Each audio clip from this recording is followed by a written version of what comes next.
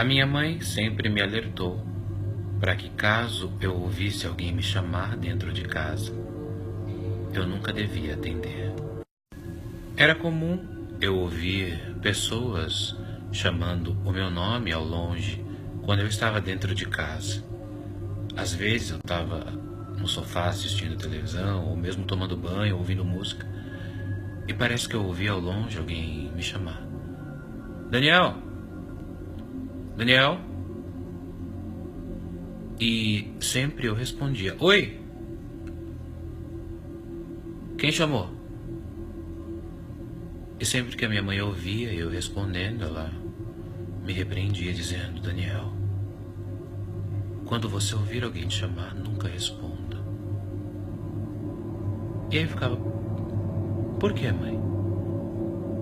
E ela me contava que quando ela era pequena, ela estava em casa e ela ouviu alguém chamar o nome dela no portão. Ela disse que estava em casa ajudando a mãe com os afazeres, quando ouviu uma voz doce chamando ela no portão. Ela contou que era menina e foi atender o que aquela voz queria, ou quem aquela voz pertencia. Ela disse que quando chegou no portão não havia ninguém. Mesmo assim, ela foi até lá, abriu o portãozinho, olhou e voltou para dentro de casa. Ela disse que pensou ser um engano, mas quando foi dormir, ela percebeu que um ser preto, mais preto que o escuro, estava em pé aos pés da sua cama.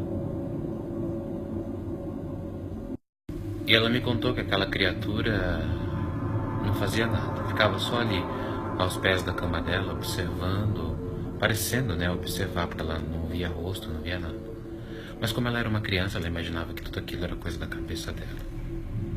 Até que um dia a minha avó, a mãe dela, entrou no quarto e ficou paralisada, olhando exatamente para onde a criatura estava. Como a minha mãe não sabia que a sua mãe era médium e nem sabia o que era ser médium, a minha avó pediu para que aquilo saísse do quarto. E aí a minha mãe não entendeu, falou: é para eu sair do quarto? Ela falou: você fica deitada. E ela disse: você sai do quarto. E disse que aquela criatura não se mexia e não se movia e ficava parada nas sombras, bem num canto do quarto onde estava mais escuro. Como a minha avó percebeu que aquilo não iria sair dali tão fácil, ela chamou uma vizinha dela, chamada Rosana, que era conhecida na rua por benzer as pessoas. Assim que a Rosana entrou no quarto onde minha mãe estava, a Rosana sentou-se na cama e começou a conversar com a minha mãe, ignorando a criatura que estava lá. Porém, enquanto a Rosana conversava com a minha mãe, ela pegava um pouco de água com umas folhas de arruda e passava nas mãos da minha mãe, nas palmas da mão, nas costas da mão, passava na nuca da minha mãe, benzia minha mãe. E minha mãe não estava percebendo que estava sendo, entre aspas, benzida. E a Rosana sempre dava risada e conversava com minha mãe. E minha mãe só foi imaginar, só foi entender o que aconteceu com ela, que ela foi benzida naquele momento, depois de grande, quando minha avó contou tudo para ela. E logo depois que essa Rosana terminou de passar essa água e essas folhas na minha mãe, ela fechou o sorriso e olhou aos pés da cama da minha mãe e disse duas palavras: Vade reto.